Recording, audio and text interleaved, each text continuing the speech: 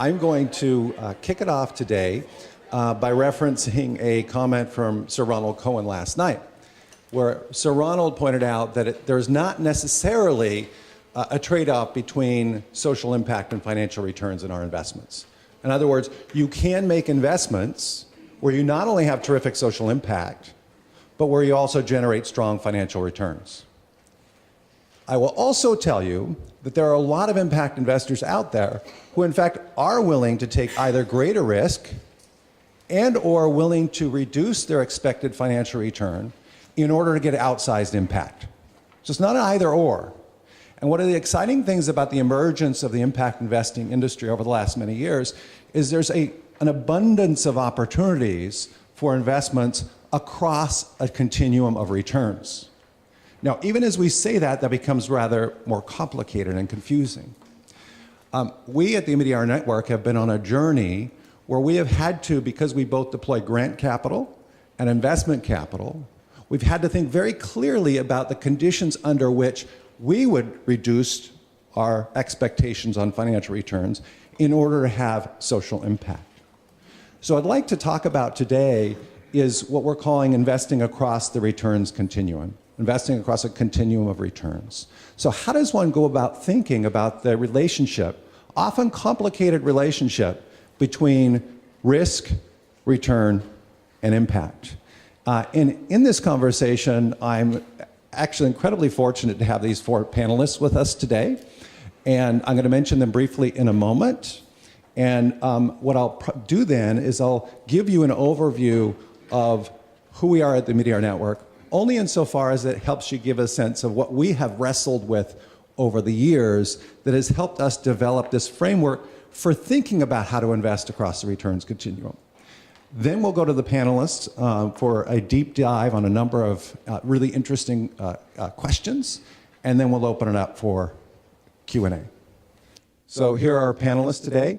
Maya Korengal from the RISE Fund, Tracy Polangian from Social Finance, Mizuho Winelli from Sahel Capital. By the way, I've struggled with the proper pronunciation. Mizuho said, just think of me as Italian and then you'll get it right. So I'm working on that still. And Vineet Rai from Avishkar. And we'll hear more from them in a moment.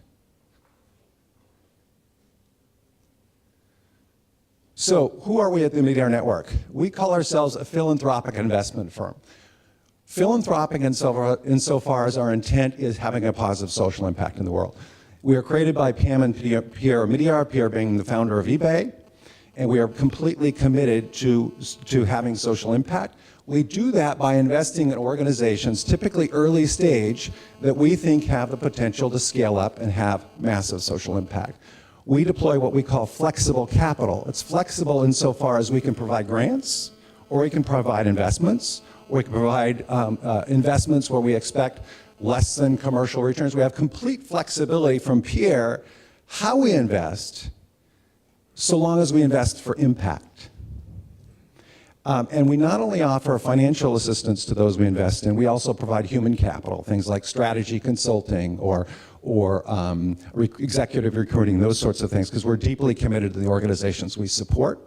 And we don't just support individual organizations, we try and move an entire sector forward.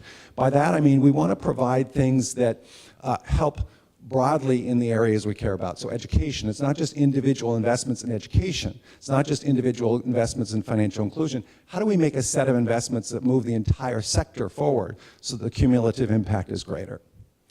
To date, we've invested $1.31 billion, and as you can see, roughly split 50-50 between for-profit and not-for-profit investments.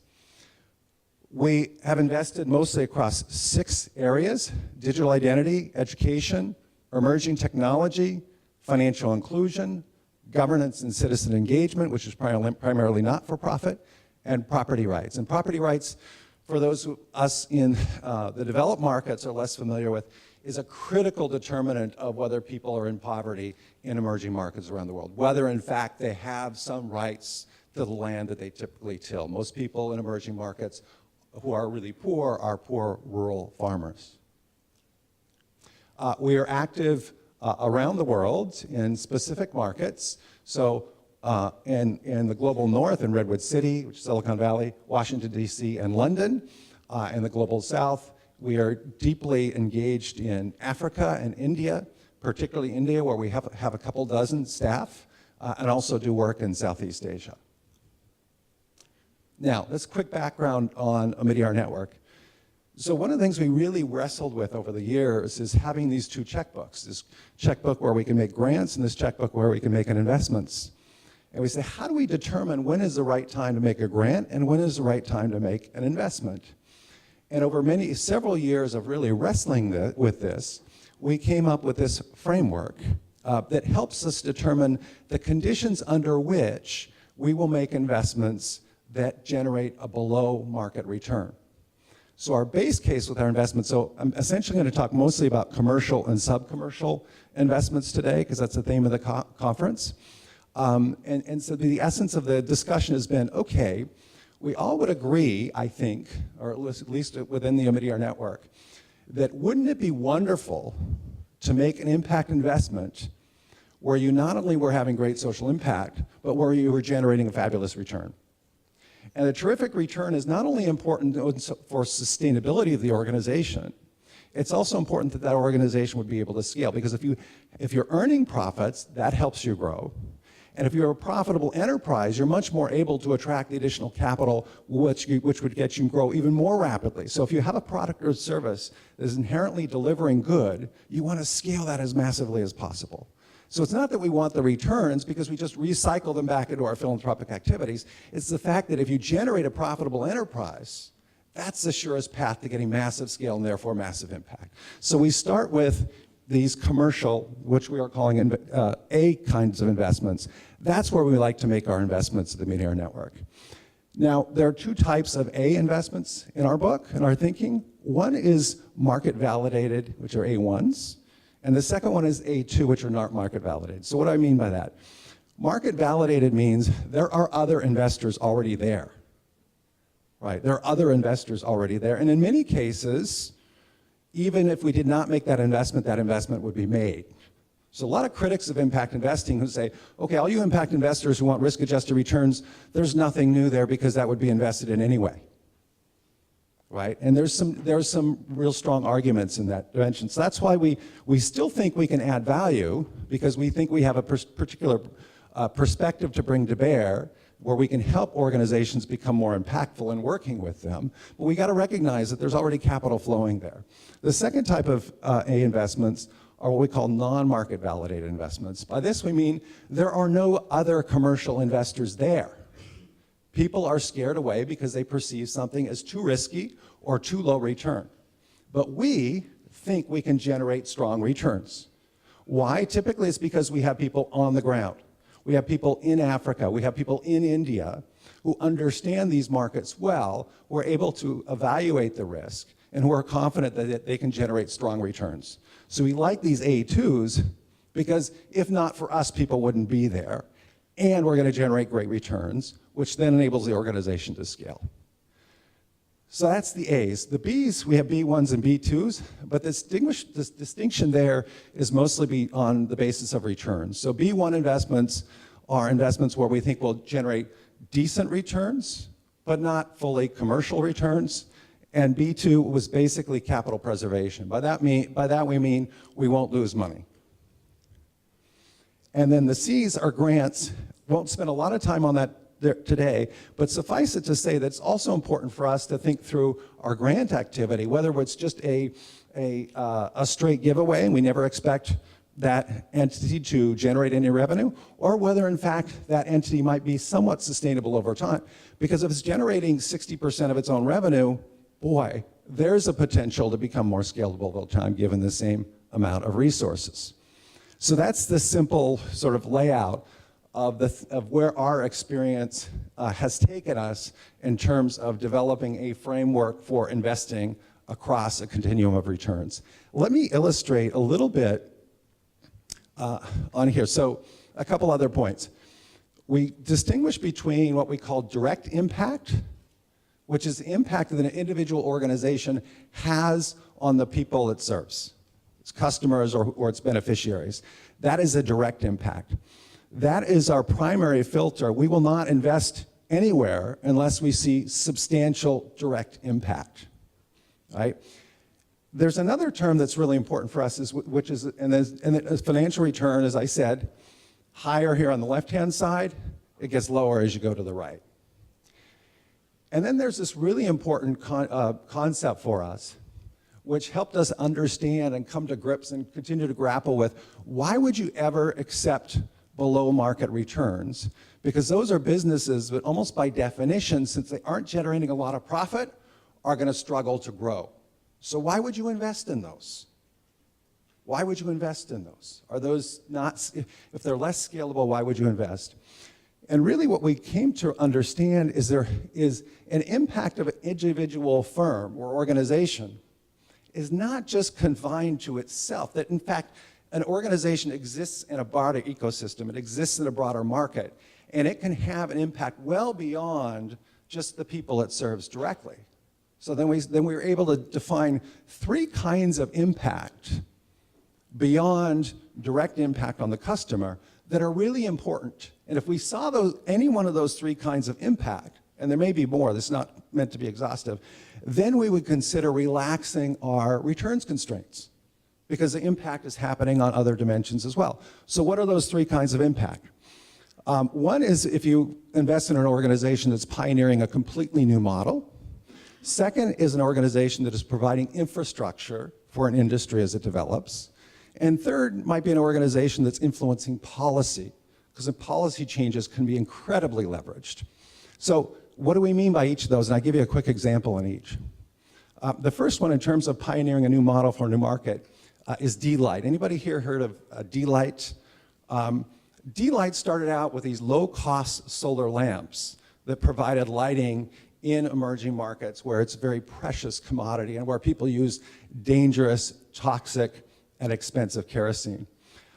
D-Light got out there early with solar lanterns, and now they've moved on with partners, including early on M-Copa, with home solar systems. So now you can get a home solar system in Africa for $200 in rural Africa, and not only that, because that's actually a large price to pay up front, you can finance it for less money on a daily basis than it costs you to burn your kerosene. It's a completely transformational product that D-Light is now able to deliver. But it's not just D-Light. D-Light was the first in the market, and now they have a number of competitors. And so even as D-Light may produce 100,000 home solar systems a year, the market's worth 500,000 or 600,000. And you know what? I'm not sure we're going to get a huge return on D-Light, because it's a very capital-intensive business, and there's now intense competition. But I'm really happy we made the investment, because they were out there ahead 2 or 3 years before anybody else. And if not for them, the market would be delayed 2 or 3 years. So that's an example. I'm really excited we made that investment. Hope we get a decent return. Not sure, but really excited we made that investment. Second example, MFX. I think everybody here is probably familiar with the microfinance industry. Which has been both lionized and criticized. But I think it's important to note there are a lot of people who have access to microfinance to secure credit and now other financial services because of microfinance. And it's good that that market continued to develop. One of the challenges you have in many poorer markets with microfinance is they can only borrow in dollars, and they're loaning in local currency. So we supported this organization called MFX that provides currency hedges for exotic currencies so that microfinance can thrive in poorer markets. They've to date hedged more than $1.5 billion of transactions to support the development of microfinance. We invested early on. We're probably going to get a low single-digit return.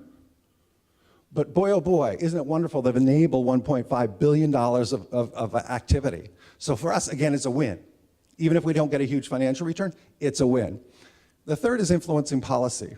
Now, I'm sure many in this room, particularly my African friends here, are familiar with Bridge because it's become a little bit controversial insofar as it's offering very high quality private education for about $100 a year. And it has really generated an important debate in many countries, particularly in Kenya, around the role of affordable private schools in education in Africa. And we're hopeful that it's also stimulating elements of reform and improvement in the public education system. More recently, Bridge is also working in Liberia with the government of Liberia, and now has some interesting deals in India as well, where they're actually working with the government to run more effectively government private schools, or government schools for government public schools. So Bridge, not sure whether we'll generate a great return, but there are a lot of really important issues to be discussed and debated around the realm of the role of affordable private schools in emerging markets, and they're right in the thick of it. So that's just an example of three conditions under which we, at least at the Media Network, feel that, you know what? The type of impact that these organizations can have is so important that we're really willing to take either more risk or accept lower returns. Let me just quickly give you an example of some A1, or an A1, an A2, and a B1 and a B2. In India, Daily Hunt is the most popular aggregator of local language content in India, 90 million users. We think we're going to generate strong returns here. It's terrific in terms of a value proposition because you're bringing non-English users and providing them with valuable content. On the A2 front, we've invested in a company in Indonesia called Rumah, which provides financial services and provides an e-commerce platform in Indonesia, employs 1,200 people and 120,000 agents who otherwise would not have full-time employment. Rumah, we invested in early without any other commercial investors, but they're going to generate a very strong return, and they recently received a big investment from a much larger player in Indonesia. So example of where we went in, took in oversized risk, but really feel we're going to generate a really nice return and, of course, really nice social impact. B, so here are a couple more examples of where you might consider lower financial returns in service to impact. B1 is this company called MicroInsure. Now, MicroInsure has found a way to work with cell phone carriers, plan carriers, in Africa and bundle free insurance. And then once customers have this free insurance, they're able to sell them on additional insurance products. And as many here probably are aware, if you have a major event like even a funeral in a family in many places of Africa, that's a vicious blow to the family income and sets you back. MicroInsure now has scaled to offering 55 million customers in Africa basic life insurance products and other products that they never had access to before. MicroInsure actually emerged from a grant-based organization, became a private firm, and is now getting not only external investment from big insurance carriers, but has actually essentially created a whole new product of microinsurance, particularly for Africa. So we're probably not going to generate huge financial returns, but 55 million people are covered, and a whole new industry in Africa is being created. Suyo is a company that helps people clarify that they own title to the land that they've been tilling for years. They are working with government to develop a more effective program for land titling. We think we'd be lucky to have preservation of capital, but again, really huge social impact in terms of working with government on developing better ways to secure property rights for people who don't have secure property rights. And DonorsChoose.org and the Open Government Partnership, these are just examples of grants that are somewhat sustainable, again, are organizations on that continuum of returns. So with that, quickly, a couple lessons learned here for us. First of all, and Ronnie said this yesterday, the big focus of a lot of work in impact investing that is critical to get done, and I'll turn to Maya to talk about this in the context of what the RISE Fund has done, is how do we assess impact? Now, impact is in the eye beholder. What do we mean by impact? It's really clear what we mean by financial return, or pretty clear. What do we mean by impact? So a lot of work needs to be done in impact. When we make an investment where we argue that, hey, it's not going to generate great financial returns, but it is going to generate great social impact, how do we know? What is that social impact? What are the expectations? Particularly if you're investing early stage, really difficult to do, in an area where we and others in the field, I think, need to make a lot of progress. Actual returns can differ markedly from what is expected.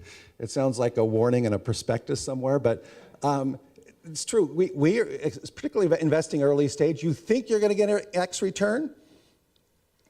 It's really hard to predict, particularly when you're working in more challenging frontier and emerging markets.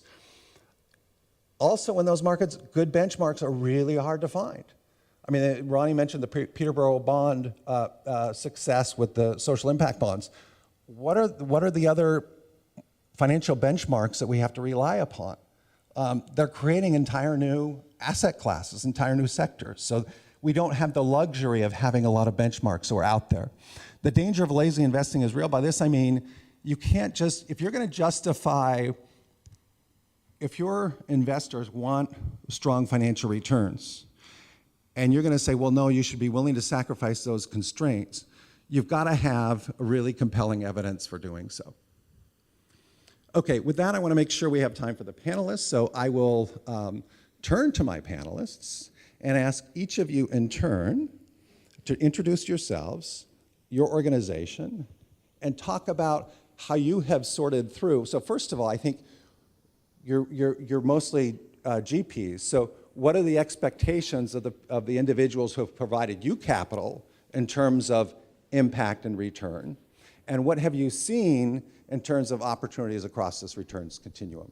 So we'll start out with that question, and then we'll dig in a little further. So a little bit about you and your organization, and then we'll that question, and we'll dig in further.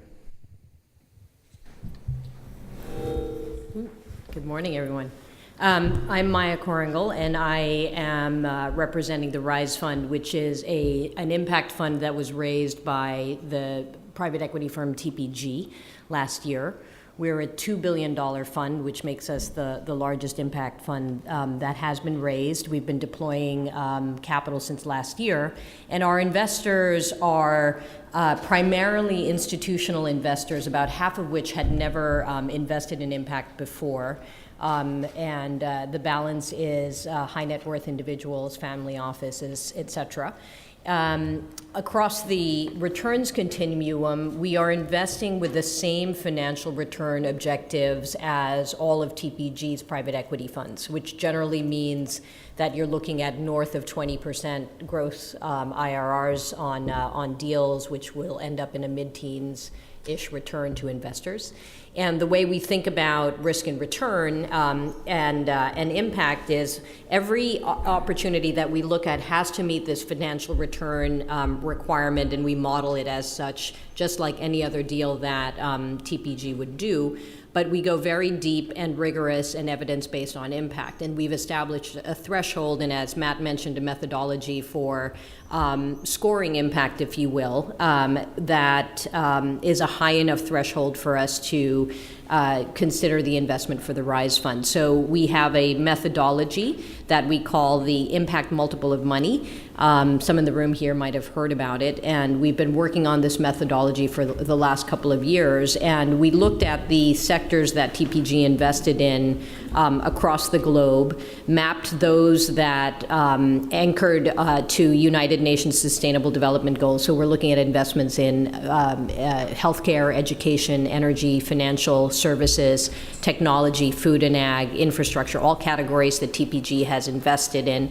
We didn't look at industrials and a bunch of other categories.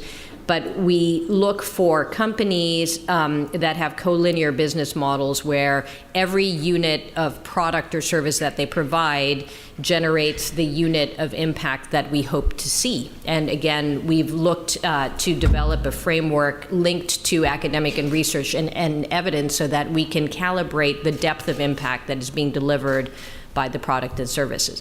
So I'm going to stop there because I've talked for too long, but we can, I think, talk a little bit more about it as the conversation goes along. Good morning. It's hard for me to be among such a great group of veterans here. And Matt, thank you for being a master teacher, turning the Crown Plaza into a Stanford Business School classroom. That was extraordinary. And for people who really want to go through this across the returns continuum, I would recommend that you read the article, which gives a lot of depth to this really wonderful framework. So I'm Tracy Palangian, and I represent social finance. We are a relatively new entrant to the broader impact investing repertoire, in the sense that the social impact bond, as Sarani mentioned, is merely 8 years old as an industry. So the Peterborough experiment was launched in 2010, and we're just coming up on 8 years of this industry, and it's been quite a journey developing the field from scratch. So the social impact bond is an exciting innovation in the impact investing arena because it brings a stakeholder to the table, being government. So unlike others here who are GPs largely investing in companies and enterprises throwing off impact and financial return, we create and structure these public-private partnerships by engaging with the public sector who, as Ronnie mentioned last night, at the end of the day deploy trillions of dollars across, aid situations or social spending in across many countries. And if you think about how government currently deploys, whether it's social spending or $8, whether it's $1 trillion that the United States spends on domestic spending on education and health and homeless assistance programs, to the large amount of $8 that go out, most of the dollars being deployed are actually based on activity, on a fee-for-service basis, based on outputs. And what we're trying to do with the social impact bond, and I'll go into how it works shortly, is to try to convert that framework into paying for outcomes instead.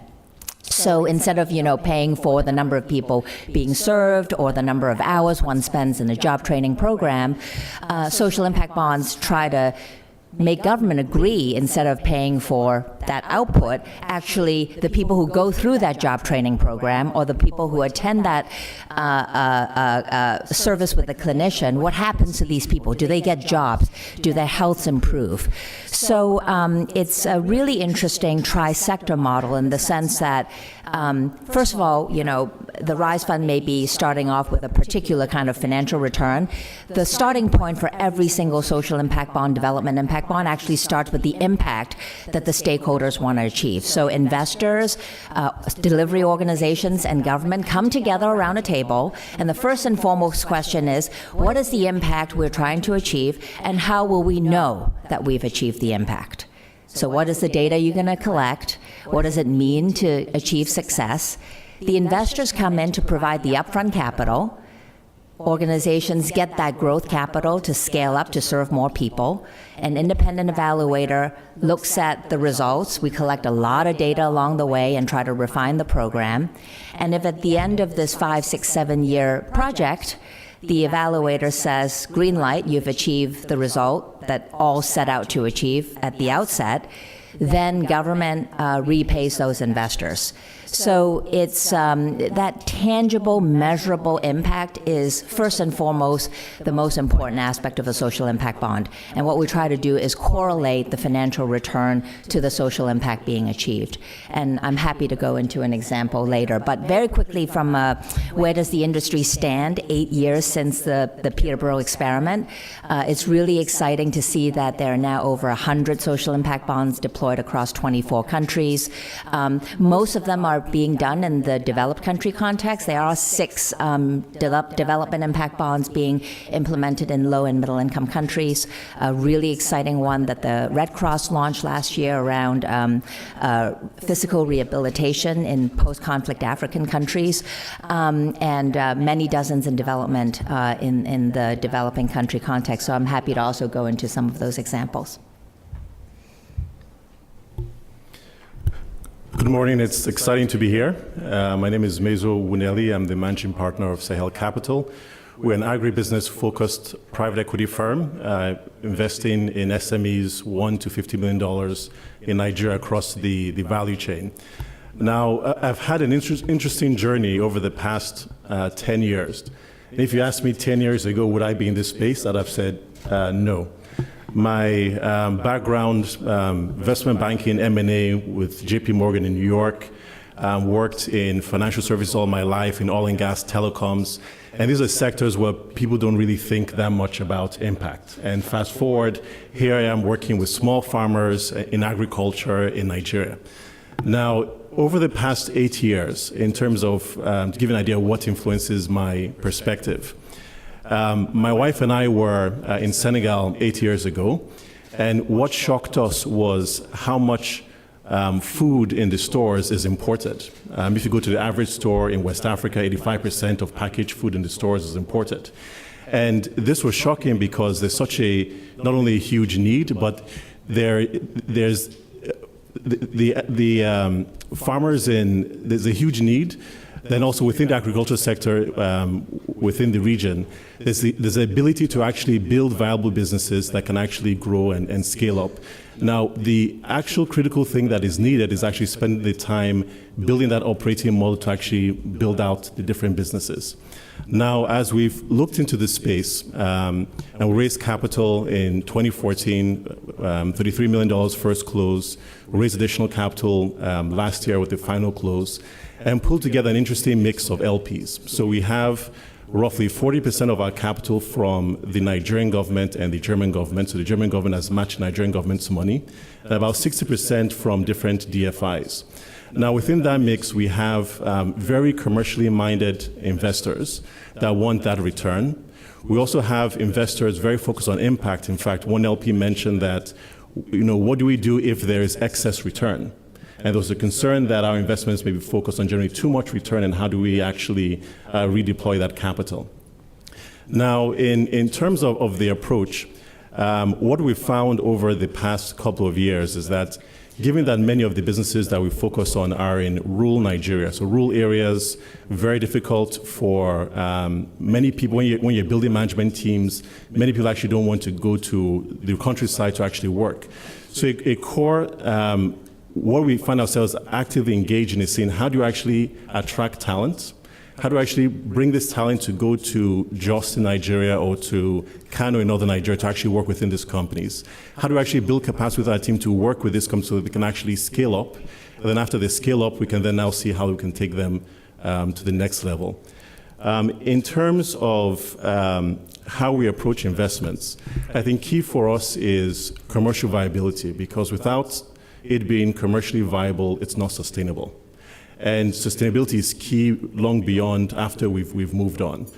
And the way we think about it is that if it's sustainable, then impact will come afterwards. So we need to make commercially viable investments, and then impact will come as a result of what we do. And linked to every single investment is how do we actually link to that local farmer, how do we actually build that capacity and pull them into the company's supply chain. I'm going to pause there, and then I'll go into other segments later on. Hi, my name is Vineet Rai. I'm a forester by training, so not necessarily qualified to be on the stage, but so being a forester, I was 29-year-old, and I came up with this brilliant idea of how do you actually convert all poor people into rich people so that we don't have poverty. When you are 29, you can think anything. More so if you're a forester, it becomes much easier. So my journey started with a very small ambition of making all poor people rich. And nobody in my family has ever done business. So from afar, it looked like anybody who did business become rich. So I thought maybe business is a solution to poverty. So I went around and started trying to understand what is business. And then realized that there are two aspects of business. One is there are people who own business, and then there are people who run businesses. That means owner and manager. And it seemed that if you can influence businesses to work with low-income and poor people, there are chances that the poor people may become rich.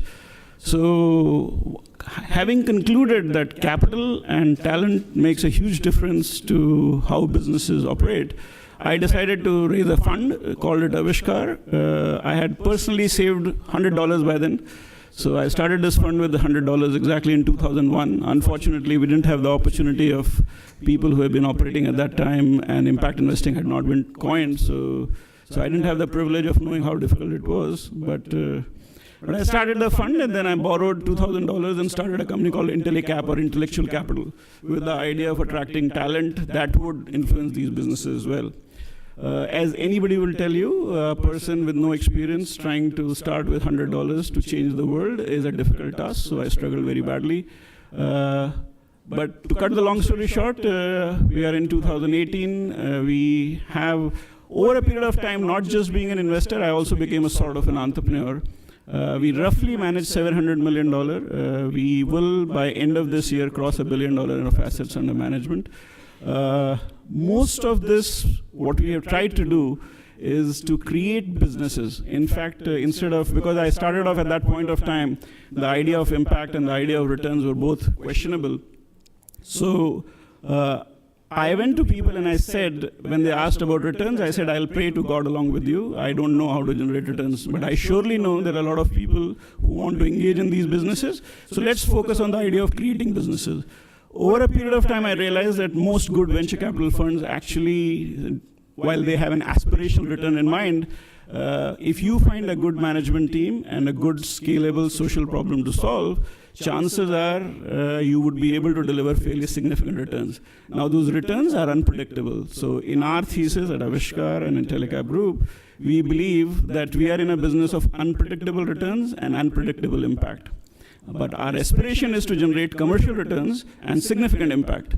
Now, as you spend time, over a period of time, you try to see whether you have delivered on those parameters. And there are fairly simple and complex ways of measuring them. At Avishkar and IntelliCap Group, we decided to look at impact in two forms. One is what the fund does in terms of impact, and we qualified our area of impact as taking risk.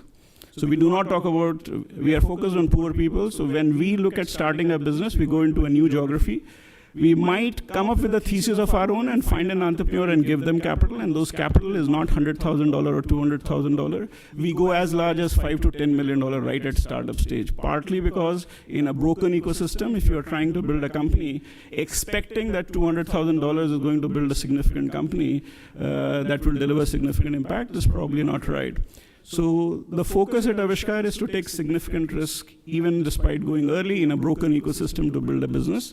And then we focus on enterprise impact. It's not our impact, it's the enterprise impact. And we look at it in two forms. We believe that to create jobs and livelihoods in an area where people don't have income is actually a significant impact. And if you can convert those people as owners of the business, that would be even higher level of impact. My personal belief is if we can make poor people owner of these businesses, then you would have we would have achieved this whole ambition of making poor people rich. Some experiments of mine have worked, some have not worked.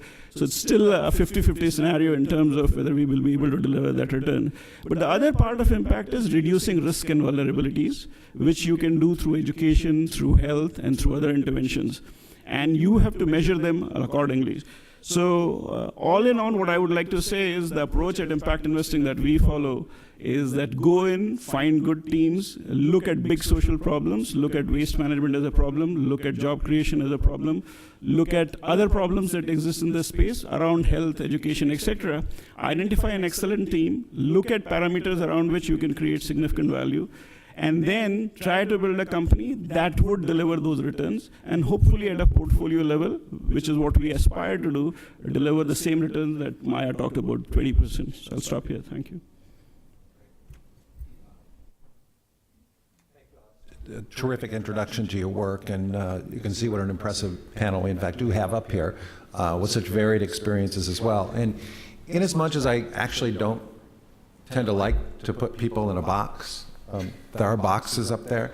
I would be interested, based on what you said, where do you see yourselves playing, right? Are you primarily in the A1 or A2? Do you play a little bit across in terms of the investments you're making now? Trace, you're different because you are actually creating the investable vehicles. But I'd be interested both in where each of you see yourselves playing, and then what if any tensions do you feel day in, day out between the desire to have impact and they need to generate returns to the extent there's that set of expectations. How does that play out in kind of your day-to-day operations and your decision-making? So we at the Rise Fund, and also in the previous firm that I co-founded, Elevar, are in the A bucket, commercial. And I will say that in many situations we are making investments in A1 because we're investing at the growth stage of companies, so often earlier investors have come in, so there is some market validation. But we have done some A2, so not market validated, but where we have strong conviction that the gross IRRs are private equity. Feel free to also, level. I think it'd be quite instructive to speak about your Elevar experience, Yeah. where it was also a little more A2. Two, correct, yeah. And so at Elevar, which was a venture, is a venture fund operating in Asia and Latin America, we were effectively the startup capital, sometimes the Series A, Series B, but very often the startup capital in a number of companies. So there was not market validation yet. And in a number of situations like Beneath, there were fairly new business models. I think that the tension between financial return and impact is one that we think about carefully. And for us, rather than think about tension between the two elements, we've established that we need to meet a certain financial return hurdle. We also have to meet a certain impact return hurdle. And if we are looking at a company that doesn't meet both criteria, we won't invest in it. And we're not making decisions on a day-to-day basis looking at company A and company B and saying, where is the impact greater, and let me invest where the impact is greater. Rather, we're just looking at discrete situations and wanting to meet our threshold of financial return and impact on both. And it's an interesting debate within our impact investing experience and in our industry, because I think that we have to be very careful about not portraying commercial rate impact investing as the silver bullet and the be-all and end-all, because not all situations, not all problems can be solved by commercial capital. I think there's a huge amount of responsibility that is taken on by the folks on this side of the table to be thoughtful about what we're promising to our investors, where we are trying to achieve impact, and being very thoughtful about allocating capital responsibly, because there are very many challenges that we could create if we are glib about achieving top quartile financial returns. It's very, very difficult to be a great investor. There are very few firms in the world who are great investment firms, and we shouldn't be lulled into thinking that it's easy to invest, and when you invest with impact, it's even better. At the same time, we want to use commercial capital to solve problems, but commercial capital is only appropriate in certain situations. Not all countries can absorb that kind of capital because of the political, macro, and capital market situations that they're in. Not all problems can be solved by commercial capital. And again, I think what we're trying to develop in our industry is a group of very thoughtful individuals who can become much more distinct about the impact that we're trying to generate and measure it, monitor it, apply resources to it. But we're also trying to parse out what kind of situations can bear or should have certain types of capital associated with it, and be more, in a way, deliberate about where philanthropic capital should be applied, where below market return capital should be applied, and where commercial capital could be applied. And it's not that commercial capital is the silver bullet that can meet every need. I think in the social impact bond journey, we have seen capital all the way from C3 to A2 being deployed. And I'll give a very specific example to talk about the blended structures that many of these deals exhibit to enable the participation of different investors with different risk, return, and impact motivations.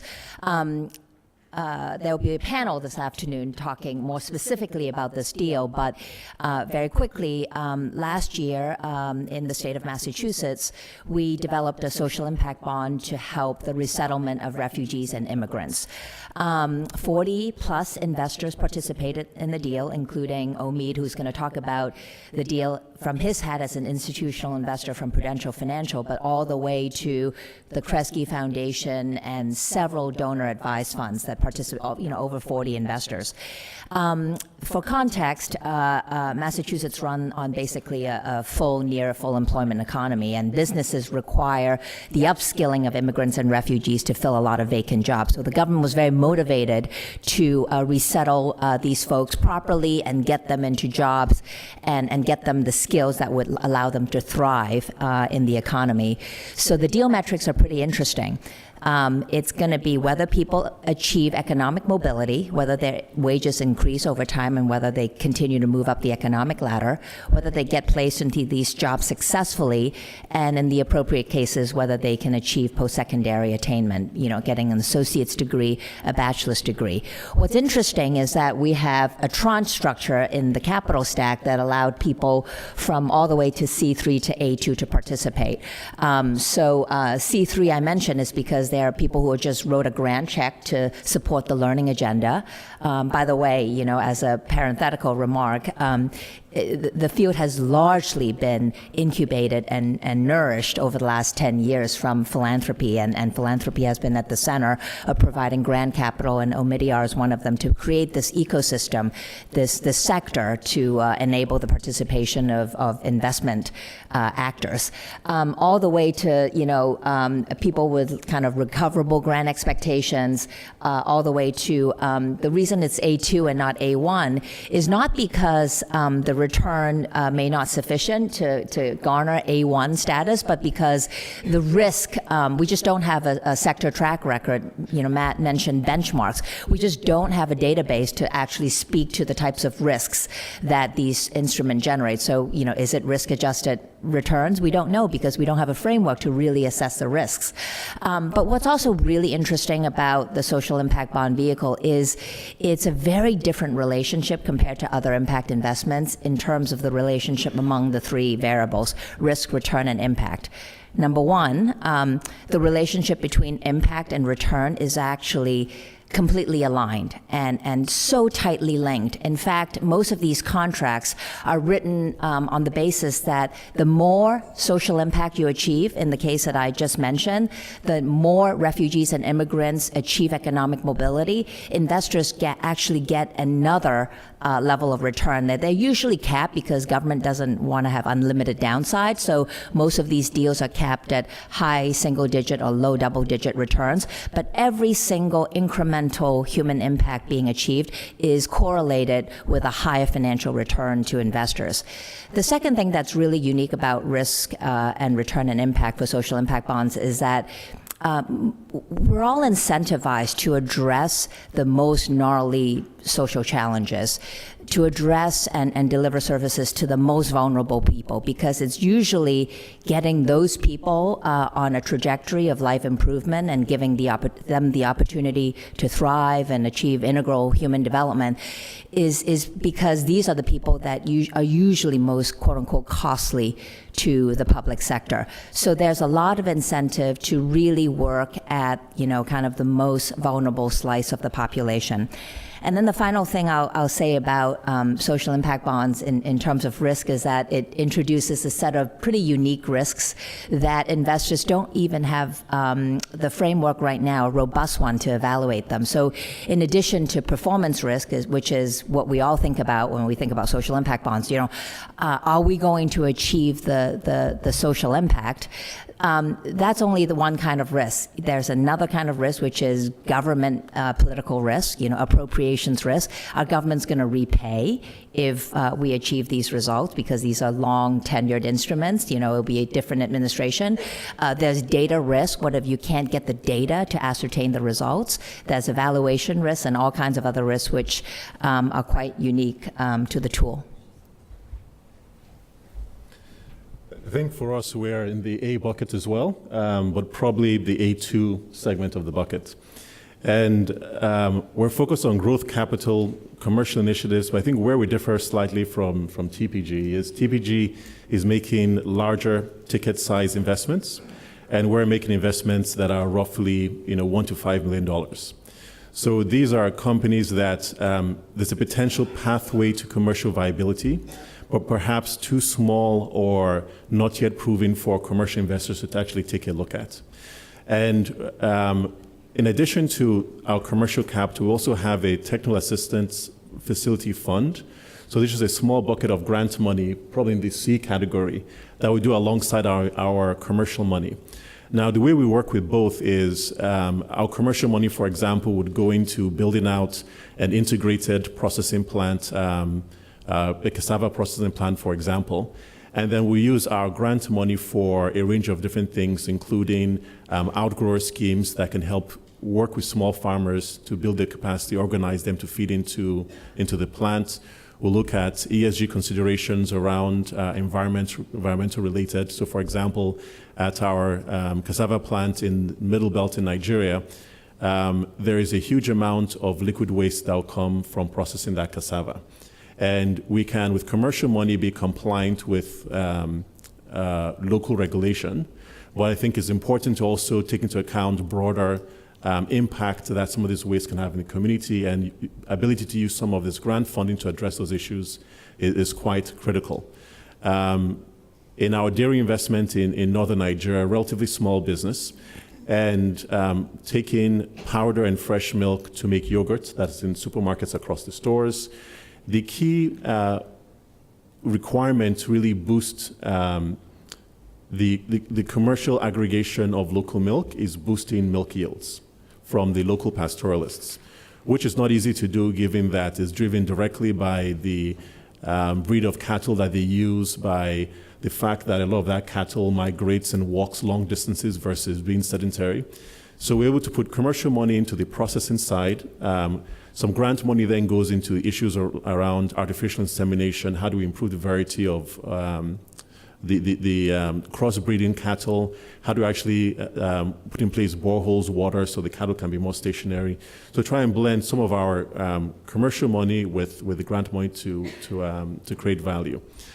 The other area that I touched on earlier that is quite important as well is for many of the companies that we engage with, they tend to be founder-started, run, very little management teams in place, and which is also quite different from a company you see in the A1 category where you probably have full teams already in place and you have effectively back-in management. For us, we actually have to see how do we actually pull together these teams in environments where the top-notch people may not want to actually go and work. And this is easier to say, but it's tough to do. So we've tried to approach in a couple different ways. So one is, can we lever some grant funding to embed capacity into these companies for short periods of time initially? And it serves two purposes. One, you need to get the founder comfortable with paying probably a higher cost for talent that they've been used to paying in the past. So by subsidizing some of this cost with a high-skilled person coming in, it gets them comfortable that value can be created. The other is, as you're now building towards more commercial sustainability, you don't want to burden that company with the talent it needs, but at the same time, you need those skills to actually build and grow the companies. The other issue as well is that for many larger businesses that are likely in the A1 category, they tend to be very big city-centric. So from the Nigeria context, they're in Lagos, they're in Abuja. If you look across countries in the region, they're in all the major capitals. But if you're going to invest in agriculture and agribusiness, you're typically in the rural areas, far from where many people want to be. And that is where there's huge need, because if you don't build capacity there, build companies there, address unemployment issues, that influences rural-urban migration, and of course, urban migration crossing over into Europe. So how do you actually build that capacity there and encourage talent to be willing to actually go to those cities and work? And so we try and blend some of the commercial money going in. We've seen how can we lever some grant funding to encourage talent or bring talent to work with those companies. I'll pause there. Since we have been around, if you can switch it off probably. Since we've been around for quite some time, so I'll give you some real numbers. My first fund, which was a $9 million fund, delivered a 2% return. The second fund, that was $18 million, delivered a 8% return. The third fund was a $30 million fund, gave 27% net return, dollar terms, and the fourth fund is at around 16%. So I have delivered across all the continuum. Aspirationally, I was A1, but reality has actually been across. My first fund had complete failures, some good returns, some bad returns. The second fund, we had 2 full write-offs, but that was actually due to external circumstances. But the reality is that even though aspirationally and from strategy-wise, we might be in A1, A2, but the results actually do not necessarily pan out exactly as we are trying to predict. We have generally, when we look at a business, when we're trying to make an investment, our focus is how does the business actually tries to make a poor person rich. That's the strategy. So our first qualifying criteria is how do you make it? And generally we end up, you don't make poor person rich, but maybe in this case, you're making poor person, giving him an opportunity to become less poor, maybe. And there are very few businesses that come with actually an argument of making poor people rich. But that's where our first analysis is. We call it a stage 1. That analysis, once it is done, then the next part of the analysis, and once the company qualifies through this, we only focus on how do you make money out of it. And the question, therefore, normally comes down to, which we have seen in second round and third rounds, when we go to very commercial people, is the people you are engaged with, their wallet is so small that how do you actually increase returns from those wallets? And those challenges is what you face with when you try to move from having an A2 strategy and move to A1 strategy. And that really is a problem, hopefully, with the funds like TPG Rise coming in, we may be able to solve. Because with pure commercial funds, it's a very difficult argument to make that while these are poor people, at some point of time, they will become rich, so they will start spending more money and generate significant returns. I think in our case, we have not seen so much in terms of tension between financial returns and impact, partly because impact is guaranteed, the return is questionable. The scale of impact is actually, of course, questionable, given your commercial success is going to define how much you scale. And because these two are completely aligned in most of the cases that we are investing in, a commercial success assures you of a fairly significant impact in the way we report as well. Thank you, each of you. As is typically the case, as we're entering this conversation, even more questions emerge, things I'd love to delve into, even while I expect that I'm going to get a time check to go to Q&A momentarily. There's 3, yep, there it goes. We have 15 minutes for discussion, and then we'll kick to Q&A here. 3 topics I really want to get to, so each of you can pick which one you want to mention. I want to come back and try and be respectful of the position from the audience and some of the specific call-outs in the agenda. And one of the things in the agenda that was clear, not only the importance of the SDGs, but the importance of trying to create opportunity for people at the base of the pyramid, trying to deliver positive impact on the base of the pyramid. So I want to touch upon that as one of the issues. Also transitioning to thinking about putting ourselves in the seats of the people in the room. Just a quick sharing around the lessons learned, and also in the context of like lessons learned that are relevant to people getting going, right? It's a very diverse group here. We have some very extremely sophisticated investors, including those here at the panel. And then we have others who are just kind of getting started. And some of the terms we're throwing around here might be somewhat foreign to begin with. And I can imagine people saying, okay, how do I get started? It's great you guys have these wealthy GPs, and most of us have more than $100 to get started, Vinny. But in many cases, maybe not a lot more than that, right? So I want to come back to that lessons learned, particularly as it pertains to people who want to get going in impact investing, because this is a call to action. So I want to articulate a little more what I mean about the BOP, sharpen that question, and then come back around and say, okay, lessons learned, particularly relevant to people who want to get going here. On the BOP question, this actually does tie to the broader question about the relationships between impact and returns. There was a book that came out years ago from a gentleman named C.K. Perhalat. It was entitled The Fortune at the Base of the Pyramid. And that led a lot, and there's some fabulous examples in there, and there are, in my view, state my view here, there are undoubtedly cases where you can make significant financial returns and serve the people at the base of the pyramid. However, it's really difficult to make a lot of money providing products, selling products and services to people who are earning $1 a day or $2 a day. And I imagine many people in this room might even be uncomfortable starting to make significant profits out of from selling products to people making $1 or $2 a day. But on the other hand, we say, okay, we want you to serve the base of the pyramid, and then we say, we want you to generate fabulous returns.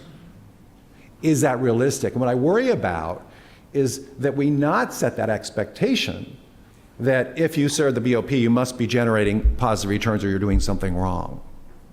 I will tell you it's very difficult. By the way, we have a couple other papers, and this is included in the handouts and in the welcome bag here.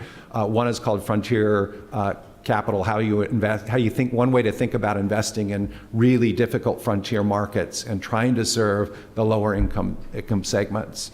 So that might be worth a quick review. So anyway, so my personal point of view is when you look at financial return, strong financial returns become ever more possible as you serve ever wealthier income segments. They become more difficult as you serve poor segments. So if the remit here is how do we serve poorer segments, how should we think about the viability of generating returns serving the base of the pyramid? Or engaging the base of the pyramid not just as customers, but as producers. So that's the one question I'd like a few of you to respond to if you have a particular perspective on that. And then we'll come back to the second question of, okay, ready, set, go, how do people here, lessons learned that are relevant to how people should engage, and we have to do this within now probably 13 minutes, so a little even snappier on our responses here. So, BOP. The BOP question. Maybe I'll start off. I think it is a great challenge, and I think if you look at a lot of the companies that we've invested in, many of them are what I'll call more hybrid mixes of, and you know, taking a cue from some of the writings that Omidyar Network has done. We are not at the Rise Fund, nor were we at Elevar, what I would say ideological about serving a certain segment. And what we found is that if you had business models that served what I'll call the emerging middle class, so more the $5, $6, $7, $8, $9, $10 a day, as well as the $2 a day segment, there was potential for more viable success for the business itself. What is key there, though, is to make sure that the management team and the DNA of the business still does focus on the segment that we're more interested in, that can responsibly receive these kinds of products and services. So one is business models that are slightly more expansive, but that at the core still focus and can deliver to lower income segments, I think should be part of the toolkit. The second is technology has played a huge role in our space, because I think what a lot of the innovations in technology have done in financial services, in education, in energy, is lower the transaction costs of reaching certain customer groups who have smaller transaction sizes. And so that's why you also see a lot of emphasis in the impact investing space on what I'll call very technology forward business models, because it has been a great disruptor and innovator in reaching lower income segments more viably at sort of break even or above break even propositions. Maya, if I could just reinforce those points. I mean, that's been our experience. D-Lite almost went bankrupt serving the base of the pyramid. Yeah. They then built out their distribution channels serving the aspiring middle class, and then they were able to later address the base of the pyramid. And microinsure is a fabulous example. There's no way they could be serving 55 million people with life insurance if there wasn't the mobile phone. And so thank you for those points. I think both of you made the perfect points. I think one thing we need to understand is base of the pyramid is not an homogeneous base. It's actually a fairly segmented base. And one of the things that all of us have to look at is how do you actually cater to these people, which I call the new aspirers, because in a country like India, what I call while the asset pyramid or the resource pyramid still exists, exactly in the way 2000 Professor C.K. Prahlad imagined, but the aspirational pyramid is flat. The person who's earning $1 a day sees the same TV that you at $1 million a day might be seeing. And that means they aspire to have the same life that the world has anywhere. And that actually brings in a very different context. And there are so many experiments that have been done in India that if you go and meet a person earning $2 a day and ask them that if I give you $200 in loan, would you buy a mobile phone or would you buy food for your home or for something else, some other important thing, chances are people would prefer to buy a mobile phone. So these things have happened partly because the aspirational pyramid has changed the way people think at the bottom. And that actually sometimes also puts far more pressure on some of us who are trying to probably sell to the poor. And therefore, at Avishkar, we have actually been spending almost 70% of our capital in trying to produce jobs and livelihoods rather than actually trying to sell. Partly as a challenge, because if you do not create revenues in their hands, then how do you actually reduce their risk and vulnerabilities? It does not reflect on what needs to be done to reduce the risks and vulnerabilities. It needs to be done, but unfortunately, if they don't have the money and you don't have the capability to provide that, then you need to actually create some sort of balance. And technology is a pretty important and probably a significant disruptor in that sense, because something that you cannot physically do. And just to give you an example of microfinance, most people know microfinance quite well, but the real beauty of microfinance was it started with the belief that there was a group and that group will. So the loan is individual, but the guarantee is the group.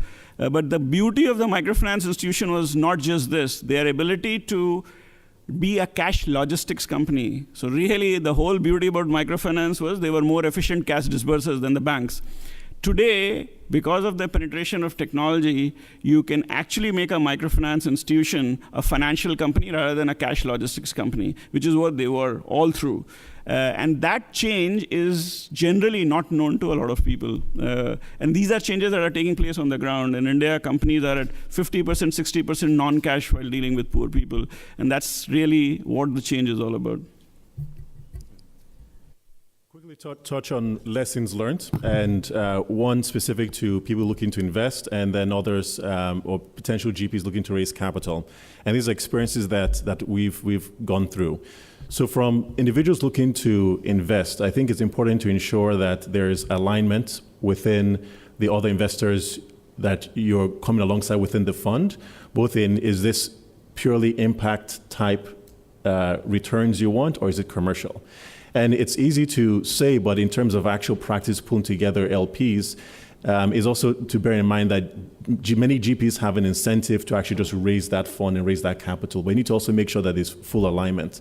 And I bring that just from our own context where we have such a diverse base of LPs that it creates interesting challenges and context when we're reporting in terms of what is more important, impact or return. We have sovereign wealth fund that wants the highest return possible. We have LPs concerned about too much return. We have LPs that are quite happy to do tree crops. We have those that would not touch all palm at all with a 10-foot pole. So it's just important as you're a potential investor into the fund, making sure that there's some alignment with those that you're coming alongside with, so it doesn't create challenges for the GP trying to manage that capital.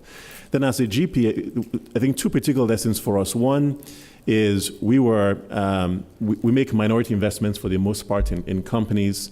And this is actually a very difficult strategy to implement because you're backing management and founders to grow company, but at the same time, you don't have the lever to frequently make different key changes that you need because you're a minority investor.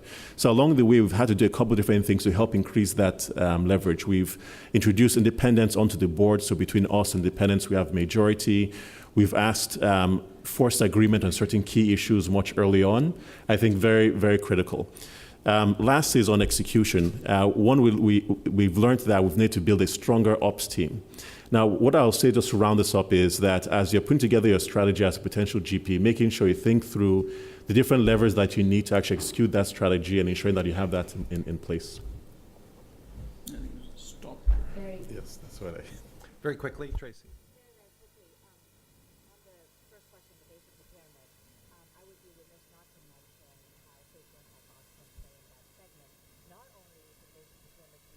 consumers or producers, but rather for the base of the pyramid to be recipient of more effective services. So the Red Cross I mentioned launched a $27 million humanitarian impact bond last year to address people in Mali, Nigeria, and the Democratic Republic of Congo with physical disabilities. So the money is going to go toward the Red Cross to start 3 of these rehabilitation centers over the next 5 years. And if people regain their abilities, then a coalition of governments will repay those investors. They include Italy, the UK, Belgium, and the Switzerland, and also a foundation, a Spanish foundation, La Caixa Foundation. And what's really interesting about that project is because the outcomes pair is actually a coalition of different sovereign governments and philanthropy.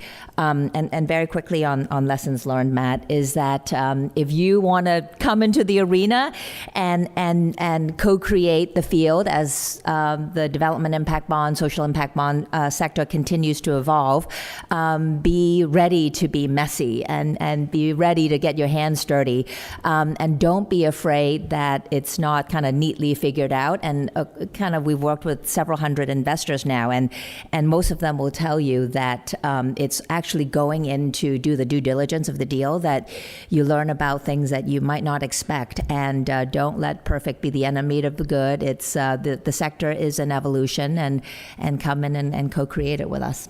And those are lessons that we in the field learn every day, relearn every day in a sense. So Q&A, I want to open it up and see what questions we might have from the audience. There should be a roving mic somewhere.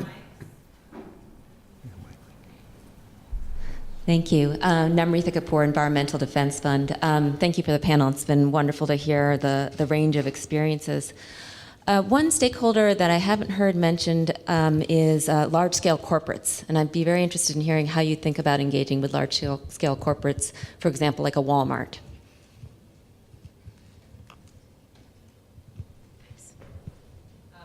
It's a great question, and I think that there are those in the industry who talk about co-opting the large corporates as perhaps one of the biggest potential movers. I think from the place where we sit, engagement with the corporates is a little bit more difficult or less direct. In some cases, it might be strategic. So, I'll give a few examples. With some of the investments that we've made in the Rise Fund, we've made one, for example, recently announced in a solar energy provider in India, end-to-end, and this company relies very heavily on building up relationships with corporates who have started to pay a lot more attention to ESG policies, to the role that they should play in impact. There are some, at the leading edge in thinking about this, companies like Unilever, Danone, a few others in the world. And what companies are trying to do is to figure out ways to work with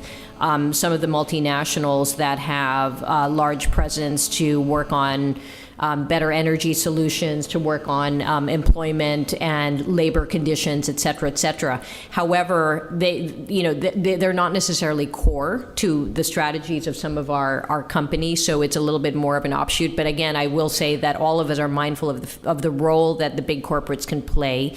A lot of the times, the messaging and the initiatives are driven from the top. So what we've seen is that it takes a leader like a Paul Pullman to turn an organization and drive the DNA of the organization into creating good. And those are the ones that we want to work with first, or we want our companies to work with first, because they'll be the easiest to work with.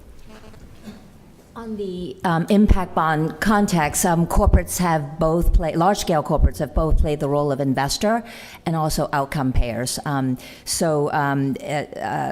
want to talk about what Social Finance India, by the way, Social Finance India was just born earlier this year. It's another one of Ronnie's offsprings. We call it one of our siblings. You see the pun, siblings? Anyway, but the Indian context is interesting in the sense that corporations are obligated to pay the 2% CSR contribution.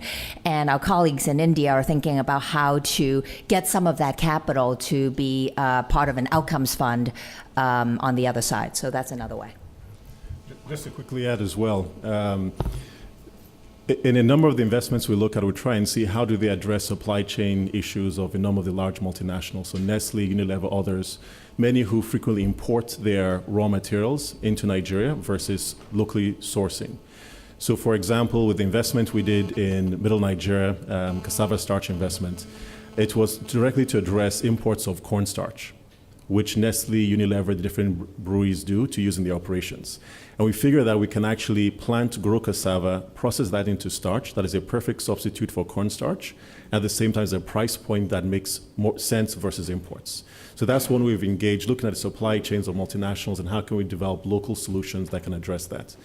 The second way is there's actually a $100 million odd company in Nigeria that we've partnered with to co-invest into the rice sector in Nigeria. So this is an industrial company, no ag experience, wanted to see how can they actually put some of their commercial money into this space that would generate return but also have some impact. So we put money alongside them to invest, and we have a 2,005 hectare rice farm irrigated with a 40,000 mill going up. And we have their execution ability because they've been very successful executing in that environment, at the same time bringing alongside our knowledge of sector. So that's how we've partnered on those two sides. Next question, Randall. I got it. Hi, I'm Randall Kempner with the Aspen Network of Development Entrepreneurs. Thanks for the great panel. Question, I think, for Mizu and Vineet, but any of you can answer. I'm interested to know kind of what's the most compelling argument you make to the skeptical investor? What is it that gets someone from maybe to yes in terms of making their first impact investment? And a related question, do you all have open vehicles that you might want to talk about related to those investors? I actually walk into every meeting assuming they will throw me out in 5 minutes. If it crosses 5 minutes, 10 minutes, the more they let me stay, the more it becomes easier to convince them to move on. There are very different reasons why people change their mood to invest in you. Sometimes somebody likes you, somebody likes the example that you're giving. So people have different ways of connecting. One thing that I was telling to Rekha yesterday, that I've been very grateful to is I had always had a difference of opinion with Jin, but I think Jin has done a wonderful thing in actually getting what you call a tick mark into large endowments, etc., where you have impact investing. Because I used to go and make a half-an-hour presentation, and the person would say, are you a real asset? No. Are you a venture capital fund? Don't swim like... I used to claim I am a venture capital, but he'd say, no, you don't look like, you don't do technology, etc. Are you a private equity guy? No. And then they said, so who are you? And I said, I'm an investor, I'm doing this, and then I will be thrown out. So I think what has happened is increasingly, and I never understood the role that Jin played. And being as one of the founders of that group that started at the start of Jin, over a period of time, what I realized is important when you're dealing with large capital assets for them to have that tick mark. Otherwise, you won't have a TPG Rise fund, because if they don't have that tick mark or box there, you won't get it. So some could be an individual contribution, people like me who struggled and struggled and struggled. But if you do a strategic contribution like Jin made, it can make a huge difference to the flow of capital and how it comes to you. And I have 2 funds open, one for Africa, $150 million, and one $200 million for India, which $100 million is raised, some of it is invested, another $100 million to go. It's a hard conversation for us that we've had because we're in a space where for many people looking to invest capital, they want to invest in larger ticket size. And so we're here saying we're investing in the ag sector, which some people like, some don't. We are very narrow geography, which is also a challenge. Although we like to sell that different regions of Nigeria is the same as across West Africa. And we're looking at SMEs, small companies that need a lot of hand-holding to actually grow and scale up. So it's actually a hard sell for large asset managers looking to deploy capital for a fund. It's easier for them to put money into a TPG than into a fund like us. So we find that it's the DFIs that are more interested, family offices that have a particular strategy interest. Now, with that said, it's the examples like Vineet mentioned that help to sell. So when we say, for example, that a Unilever or Nestle is importing cornstarch, we can produce this at a competitive price point and take this market. That makes commercial sense, and that works. And so for us, it's having enough of those examples to give comfort, but at the same time recognizing, at least for the space we play in, that it is a hard sell for big asset managers wanting to allocate capital to that particular space. I think John Simon has a question, and then we'll go around again. Thank you, A Beth. couple more. Thanks, Matt and panel, for a great discussion. John Simon from Total Impact Capital. One question I have is the challenge in finding the right balance between return and impact, the fact that the GPLP model is so dominant in the impact investment sector, when in fact in many portfolios, perhaps most, the vast majority of investments don't return the 20% plus or close to 20% returns that a GPLP model tends to drive towards. So thank you for the question. We at Omidyar Network are incredibly blessed. We have one general partner, and we don't have LPs to worry about. So, and Pierre has been fabulous in giving us the flexibility to invest across the returns continuum. So maybe I turn to my friends here who have experience with those challenges and be more responsive to the question.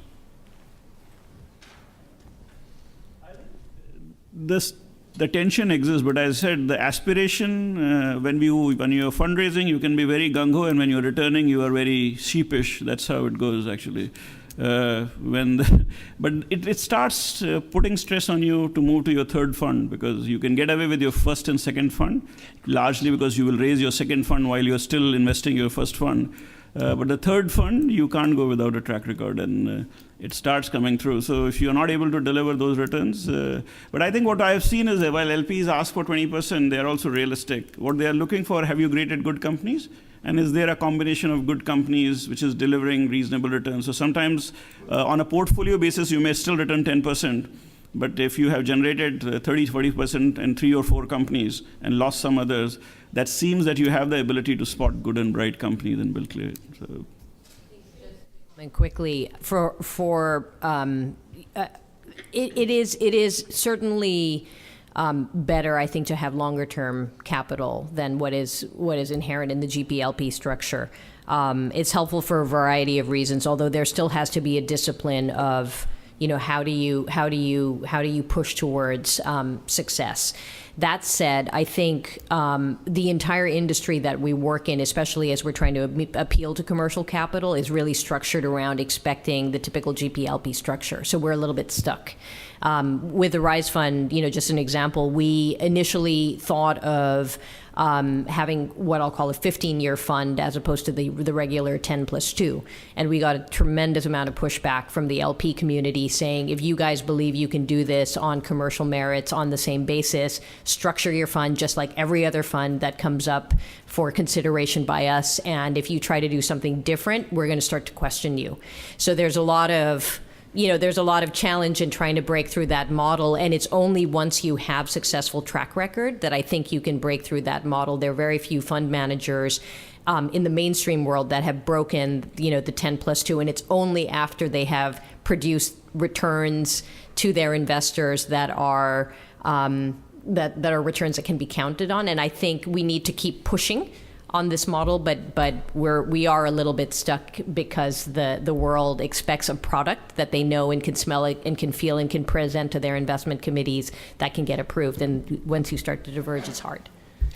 There's one other important issue that we haven't touched upon related to incentives, and that is for the individual organization, the composition of your board of directors / investors is really important to understand and to make sure that people are aligned. If the firm that you've invested behind is about impact, it's really good if your other investors are aligned behind that notion that's all about impact and that the returns are in service to the impact. Again, as we've talked about, they frequently go together, a very strong positive correlation. But in the life of most businesses, there are points at which you've got to make decisions that will impact the customer base and where levels of profitability are influenced by decisions that from an impact perspective, you might not want to make. So we've had this experience with a number of our portfolio organizations where some on the board are almost solely driven by financial returns, particularly if you're co-investing with straight venture capitalists. That's the objective, is financial returns. And then you have other people on the board who are interested in, yes, we want to generate nice financial returns, but the primary objective is impact. So as you think about the composition of the leadership and the board of directors of any organization that is mission driven that you're supporting, think carefully about the alignment of incentives, because if you don't do that up front, you'll wish you had later on. Do you have time for one more question?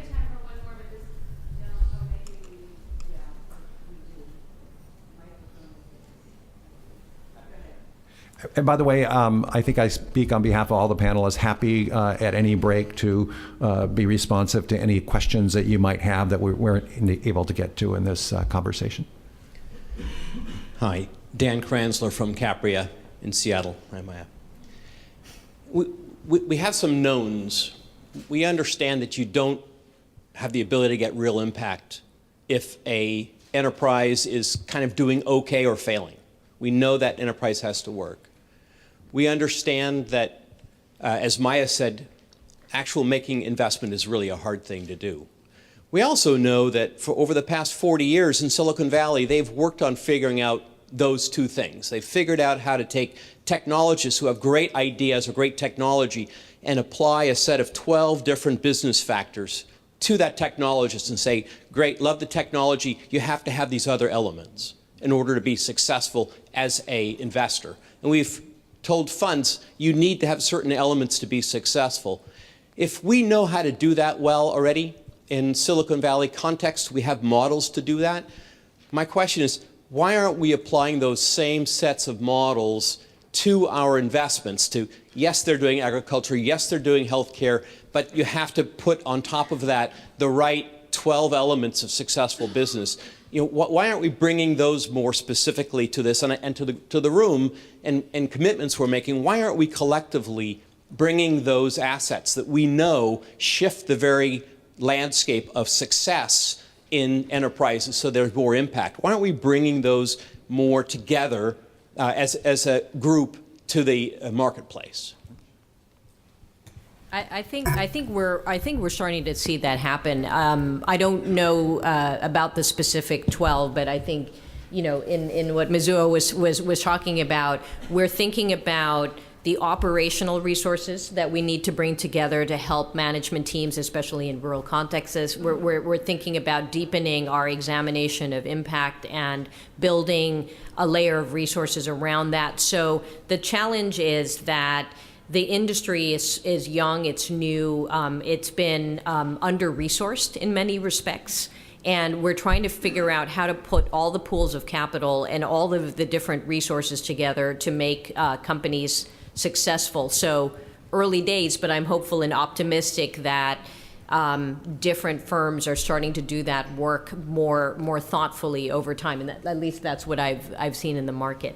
I think we're getting the stop signal as well. So why don't you final response? Yeah, so I'll definitely agree strongly on the operational side. There also, at least from Africa context, many regional associations, so the Africa Venture Capital Association, there's some country associations which are having some of these conversations to see actually what should we focus on, where are returns coming from. So as GPs are pitching, 20% and higher target IRRs.